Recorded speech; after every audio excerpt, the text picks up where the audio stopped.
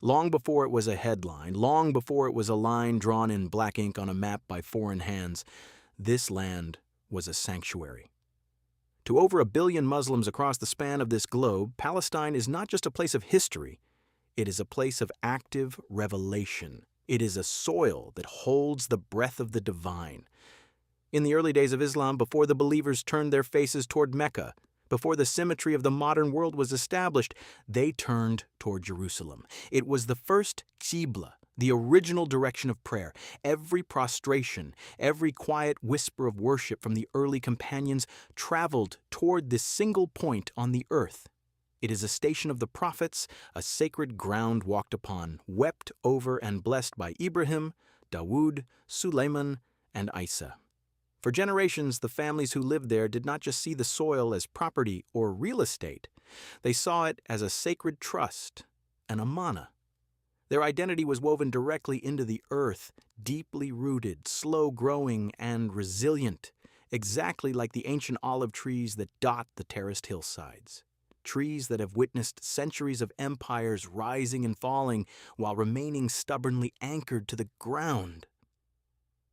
Before we look at how this sacred landscape was fractured, we need to understand our role in this story today. History is not just something we look back on, it is something we actively bear witness to. If you believe this history deserves to be remembered and that these stories must be told with the weight and truth they carry, take a moment to subscribe to the channel, leave a like, and share your thoughts in the comments below. By supporting this video, you help ensure that the narrative of this land remains uncovered and that the voices of those who refuse to forget are heard by a wider global audience. Let us dive into why this history matters to each of us. Because this isn't just ancient history to be kept behind glass in a museum. For a Muslim standing in the modern world, looking at Palestine is not a choice, nor is it optional. It is a mirror. The Prophet Muhammad taught us a profound truth about our interconnectedness.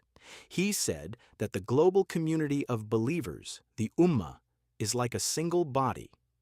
If one part of that body suffers, if a single limb is fractured or torn, the rest of the entire body responds naturally with sleeplessness and fever.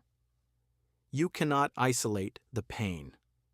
When we look at Palestine today, we are looking at a mirror of our own collective state, our own weaknesses, and our own conscience. To care about its people, to actively bear witness to their struggles when the world demands that we look away, and to speak for their justice is not merely a political stance or a passing trend. It is a direct requirement of our brotherhood. It is a quiet, heavy test of our faith. If we can watch the systemic suffering of the people of Al-Aqsa and feel nothing, then the fever has gone cold, and we must ask ourselves what is truly left of our own hearts. We cannot afford the luxury of looking away. To truly understand the weight of the grief we see today, we have to slow down and look back at exactly how we reached this point. We have to peel back the layers of the past century and confront the mechanics of how an entire nation was systematically dismantled. For hundreds of years under Ottoman rule, Palestine was a place where life moved with a steady, predictable rhythm. The markets of Jerusalem, Haifa, and Jaffa were filled with the sounds of daily life, where Palestinian Muslims, Christians, and a small indigenous Jewish minority lived in a state of relative historical coexistence. They shared the land, the culture, and the quiet passing of generations. But toward the end of the 19th century, far away in Europe, a political movement was born that would fundamentally alter this reality forever: Zionism. Driven by intense persecution and violent anti-Semitism in Europe, nationalist thinkers conceived a project to establish a sovereign Jewish state. They fixed their eyes on Palestine, ignoring the vibrant, deeply rooted society that already lived there. What began as a political ideology soon found its muscle through global empires. During World War I, as the Ottoman Empire began to crumble, Great Britain sought to secure its own imperial interests in the Middle East. In 1917, the British government issued the Balfour Declaration, a cold, short document in which a European power promised a land it did not own to a political movement that did not live there. completely disregarding the civil and political rights of the indigenous Palestinian population who made up over 90% of the land. When the war ended, the British Mandate took control of Palestine, opening the gates to massive waves of European Jewish immigration. Throughout the 1920s and 1930s, fleeing the horrific rising tide of fascism and the devastating tragedy of the Holocaust in Europe, hundreds of thousands of Jewish settlers arrived on the shores of Palestine. They came not to integrate into the existing society, but to build an entirely separate infrastructure, buying up large tracts of land, displacing local tenant farmers, and forming heavily armed Zionist militias like the Haganah and the Irgun. The British military protected this influx, aggressively suppressing any native Palestinian protests or uprisings aimed at defending their ancestral homes. By 1947, exhausted by the growing unrest and the clashing forces they had set in motion, the British decided to pull out, handing the problem over to the newly formed United Nations.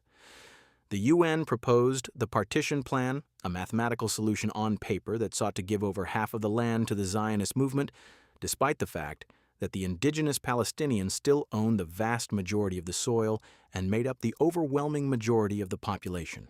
It was a colonial decree imposed on a living, breathing human reality. When the British forces officially withdrew in May 1948, Zionist leaders declared the establishment of the State of Israel. Instantly, the long-simmering tensions collapsed into a full-scale regional war. But for the Palestinians, the catastrophe had already begun months prior. Zionist militias launched a systematic, pre-planned military campaign, known to historians as Plan Dalet, designed to forcefully clear the land of its native inhabitants. This was the dawn of the Nakba. It was a campaign of calculated terror. Militias carried out horrific massacres in villages like Deir Yassin, spreading waves of panic across the countryside. Over 700,000 Palestinians were systematically expelled, forced at gunpoint to flee from more than 500 towns and villages. Entire communities were erased from the map, their homes demolished or reoccupied, their fields confiscated, and their names wiped clean from the archives. This violent displacement was not just a byproduct of war, it was the foundation upon which the state was built. It marked the beginning of what many historians, legal experts, and human rights observers describe as a prolonged, systemic genocide, a continuous process of eradication. The goal from the very beginning was maximum land with minimum Palestinians. What started in 1948 evolved into a decades-long apparatus of absolute control, military occupation, blockades, illegal settlements cutting through the West Bank, and the systematic destruction of life in Gaza. It became an ongoing attempt to erase a people, their culture, and their claim to their own history. Generations of families have been trapped under a system designed to suffocatingly restrict their breath, their movement, and their survival. Yet, despite the decades of compounding loss, despite the suffocating weight of military occupation, and despite a grief so profound it has become part of the air they breathe, the story of this land does not end in despair. Its ultimate value was sealed not by earthly decrees, military might, or political borders, but by the heavens themselves. It was from this very sacred ground, on a quiet, miraculous night, that the Al-Isra wal-Miraj took place. The Prophet Muhammad was transported in an instant from Mecca to the Al-Aqsa sanctuary. There, under the night sky, he led all the prophets who came before him in prayer. And from that blessed, historic rock, he ascended through the layers of the heavens, past the stars and the angels, straight into the divine presence of Allah. This eternal journey is the ultimate reminder for every believer who feels overwhelmed by the modern world. It tells us that no matter how heavy the oppression becomes, no matter how thick the darkness grows on the worldly horizon, Palestine remains anchored to something cosmic, something divine. It is a land explicitly blessed by Allah, a sanctuary of pure faith, and an ultimate testament to human resilience. The concrete walls may be fractured, the fields may be burning, and the iron keys may be rusting in exile, but the sacred connection to this soil cannot be erased. It remains fiercely alive, burning like a quiet ember in the hearts of millions who refuse to forget, waiting for the inevitable dawn and to end it off, free Palestine.